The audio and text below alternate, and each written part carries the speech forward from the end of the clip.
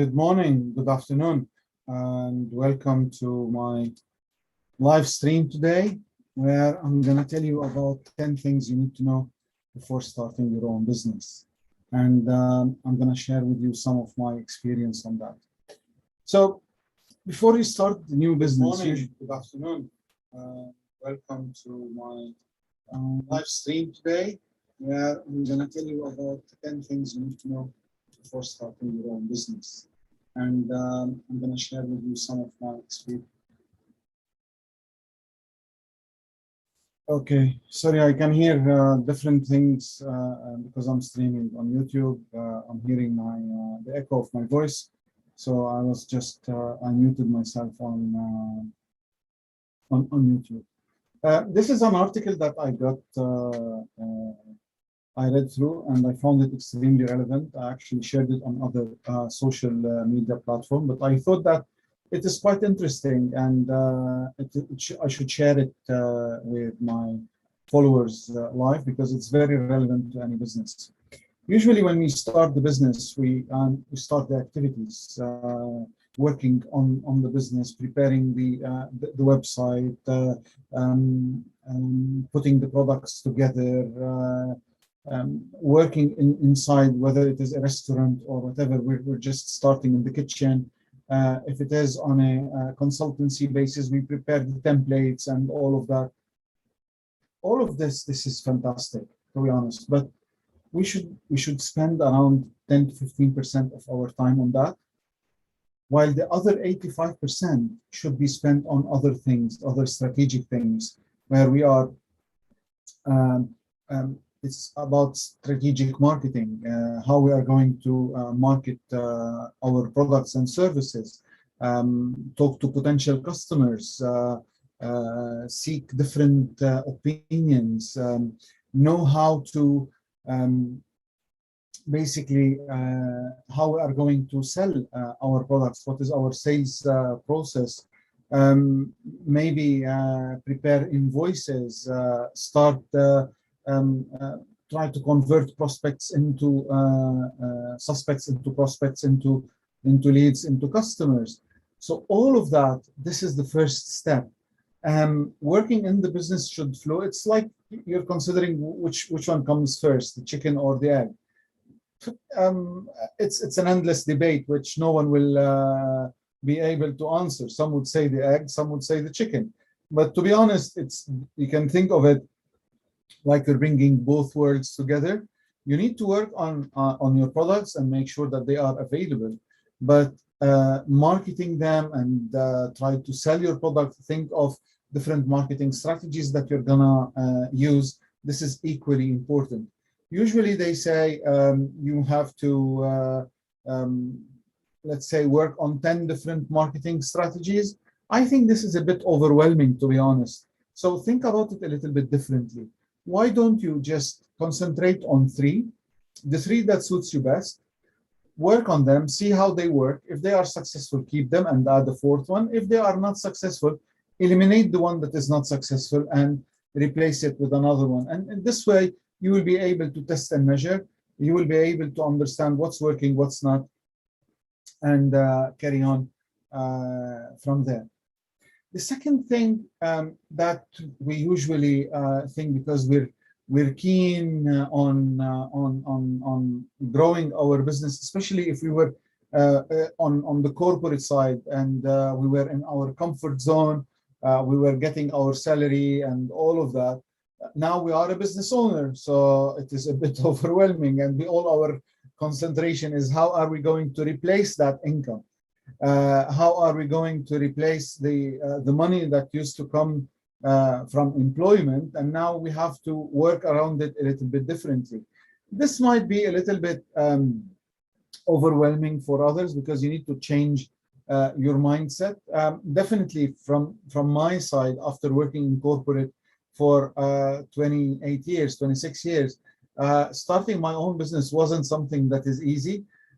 I thought that the business should run in the same way, but actually not, because in the corporate world, you are always leaning on other colleagues, other teammates, other subordinates, while here you're your own boss, and you are the employee of your own boss. So, and it's all around you. So in there, you have to have a little bit of a different mindset, how you can structure it a little bit differently, work on the business, as we've said in the first step, on the marketing, on the selling process, on the invoicing, on the bookkeeping, and all of that.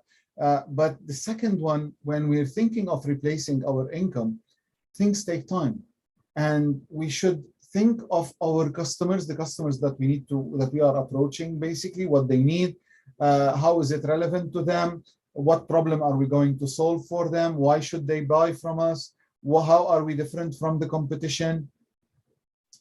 All of these answers, all of these questions, because we have to think from the customer's perspective. Once our business is up and running, then the money will come and the profits will come eventually. But initially, when we are starting our own business, we need to understand, we need to provide the services that are relevant to our prospects, our customers. What do they need, and make it available to them. So firstly, we have to work on the strategical things. Yes, we have to work on the products and all of that, but the marketing side, the selling strategies, the team training, if we have teams in the business that we are going to start, we have to look at why the customers, what makes us unique, how are we going to, why the customers would buy from us. Profits will follow. But the most important thing in here, in this whole process, because it takes time for the business to grow, is to have the cash flow available. And this is something that we never thought of. We think that, yeah, we're going to start the business and we're going to be rich because it's going to work. Actually, not. It needs time to work. And sometimes we have to think of different choices. So we have to think of the cash flow, how the cash is available to us, how can we manage it better so that we can actually grow the business eventually and grow it in the required pace. For example, if we get a big project, we might consider not taking it. Or if we want to take it, then it will be more of a management thing, because we have to ensure that our systems are in place. We have the right cash flow to invest into getting that project. And the cash flow would lead to other things like cash gap, etc., which are things that we are going to talk about it in a different time. The other thing is, when we're working on the business, we need to have always an emergency fund. We need to do lots of marketing research to talk to different customers, because you might be working, we talked about the marketing, but it might not be working. You might think that, oh my God, I've tried this, I've tried that, it's not working, so all the odds are against me. It's not the case, but things take time and you have to consider it. You have to be patient. You have to make the cash flow, the emergency funds in case something happens. If you get a project or whatever, what sort of funding, what sort of marketing research that you need to do in order to understand how you're going to gain attraction, how are you going to develop your skills? Because obviously, when you were in corporate or when you were in another business, you had a set of skills, but starting a new business, it's a new world, it's a new skills that you're going to bring around. Obviously, the evolvement, your evolvement, it's going to be quicker because you're leaning on the experience that you've had, on the skills that you've had. So it should be an easier journey. But at the same time, you have to look at how you're going to make it smoother, if you'd like, and keep on the consistency, keep on working towards your objectives. Now, in this area, because you're in corporate, we've talked about teammates, we've talked about subordinates, we've talked about management, we've talked about all of that. Starting a new business, usually you're on your own.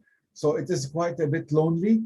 And this is where you have to find someone to lean on. So it would be best to start a business with a partner, with a friend, that you have aligned your vision around what you want to achieve, because that's another thing that we need to be careful about. But always seek the assistance of someone to motivate you and to motivate others. If that is not the case, maybe there are lots of mentoring, consultancy, everything that you can seek their assistance in order to bounce back ideas, or like the sounding board for your thoughts, which you've missed from your corporate life. The sixth thing is, sometimes, again, we've talked about the different activities when it comes to marketing and all of that, but sometimes the activities that you're doing, it doesn't have to equally translate into the same amount of growth. Let me give you an example. If you are a swimmer or you know about swimming, swimming is not about a lot of movement in the water, because if you do lots of movement in the water, basically you might drown, you're not going to move forward. So think about it as, what is your style, how you're going to preserve your energy and gain the style so that you can swim in a dynamic way. And obviously in your business, how you're going to improve the activities that you're doing to maintain or to acquire the growth that you would like to achieve. And again, we've talked about all of these. Sometimes, again, it's not about the business takes time, and you might feel overwhelmed with the time that it has been there for you to gain this momentum to grow your business. And here you might think of part-time employment, where you might gain some income while you're growing your business, maybe 2 days a week, and the other 3 to 5 days you might be concentrating on your business. This would give you sanity. This would give you some sort of stability, and at the same time, it will give you, it will allow you to basically put the different marketing, selling, training, different activities, gain momentum in your business at the same time. So it's an equation, it's a balanced equation, which you have to think of. But at the same, everybody has a different journey. I'm just sharing some tips with you. It's your call. Find the best thing that suits you. But again, this is something that you might need to think about. And if you want to follow that sort of suggestion, sometimes in every business, there are some shortcuts. We always talk about systematization and systematization of the work process or different parts of the process. You can seek some turnkey solutions. You can seek outsourcing of different parts of your products and services. That is absolutely fine, because we are all small business owners. We excel in something, other things might take time. So until you gain that momentum and you sustain that growth, and you think of having someone permanent in your business that would do part X or part Y or part Z or part W of your business, it's absolutely fine to outsource it. In this sense, the whole economy will be leaning on each other, and we will be growing all together at the same time. In different paces, that's absolutely fine. But at the same time, that would allow you, that would give you lots of space, lots of ease of mindset, that things will run smoothly. And again, you will concentrate on the important things, the strategic things that will allow you to work on the business rather than in the business. Now, all of this, we've talked about the how to sell, how to sales process, how to market, how to outsource the different parts of the business. But there is one important element. We've talked about research. We've talked about knowing what the customer wants. But when they are your customers, you need to seek also their assistance. You need to understand, to engage with them, with the potential customers, and with the customers that are from your competition. See what do they need, what is holding them back, how can you help them, what is their feedback on the services that you get. For example, there is the Google review, etc. There are testimonials and recommendations that you can get from your customers that would help you grow your business. In every customer that I work with, I tend to ask them for a recommendation, whether I post it on LinkedIn or on Google. It's a testimonial of your services, and it is an affirmation of how good you are in providing your services.